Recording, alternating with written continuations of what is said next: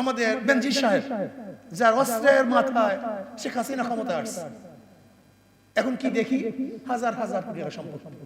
সে কথা বলবে কেন আমাকে বলুন তো, কেন কথা বলবে? আজকে প্রশাসনের অবস্থাটা কি? যা ইচ্ছা তাই করতেছে, সেখানে তাদেরকে কন্ট্রোল করা হয়েছে।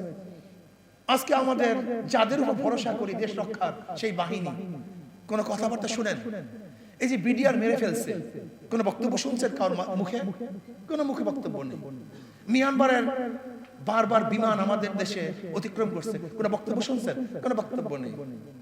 আজকে সেই আর্মি যারা আমাদের দেশকে রক্ষা করবে, আমাদের বাংলাদেশের উপর থেকে বিমান চলে, টাকা নাই কে? ভারত। কোনো বক্তব্য শুনছেন? কোনো বক্তব্য নেই। এর কারণটা কি? আজকে শিক্ষকদের অবস্থাটাকে দেখেন। শরীফের মধ্যে এক কমিশন গঠন করছে কোনো ভুল আছে কিনা রিপোর্ট পেশ করার জন্য। সেখানে দেখলাম কিছু মৌলবীও আছে, আবুল ফজল ফয়জিল গোষ্ঠীও সেখানে আছে। এটা আশ্চর্য হওয়ার কিছু নেই, এটা আশ্চর্য হওয়ার কিছু নেই। কেন? হুদুদ পাখির ঘটনা কোরআনের মধ্যে আছে। হুদুদকে প্রশ্ন করা হয়েছে, তুমি 50 হাত মাটির নিচে পানি দেখতে পারো, কিন্তু তোমার উপরে যে ফান পাতা হয়, তুমি যে ফাঁদের মধ্যে আটকিয়ে যাও, মারা যাও, সেই ফান তুমি দেখো না কেন? প্রশ্নটা বুঝেন নেই? তুমি 50 হাত মাটির নিচের পানি দেখো, তা তোমার উপরে যে ফাঁদ পাতা হয়েছে তুমি সেটা দেখো না? তাহলে হ্যাঁ, আমি 50 হাত মাটির নিচে পানি দেখি, কোনো সন্দেহ নেই, কিন্তু ফাঁদ দেখি না কেন?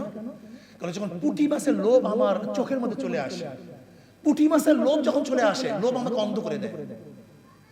লোভ আমাকে অন্ধ করে দেয়। এই অন্ধের কারণে আমি মারা যাই, কিন্তু উপরে ফাঁদ দেখি না। কিন্তু যখন লোভ থাকে না, তখন 50 হাত নিচের পানিও দেখতে পারি। ঠিক এই মৌলবীদের যখন লোভ চলে আসে, তখন ঈমান থাকে না, ইসলাম থাকে না, তখন শরীফের মধ্যে কোনো দোষ ত্রুটি দেখে না। কিন্তু যখন অর্থের লোভ, ক্ষমতার লোভ চলে যায়, তখন সমস্ত মানুষ দেখে এর মধ্যে কি দেয়া হয়েছে, এসে ধ্বংসের আর কিছুই নেই। দেখেন, যেখানে আমাদের দাবি ছিল যে বাংলাদেশের প্রত্যেকটা শিক্ষা প্রতিষ্ঠানে একজন ধর্মীয় শিক্ষক নিয়োগ দেওয়ার, সেখানে তো একজন ধর্মীয় শিক্ষক নিয়োগ দেয় নাই, বরং 5166 জন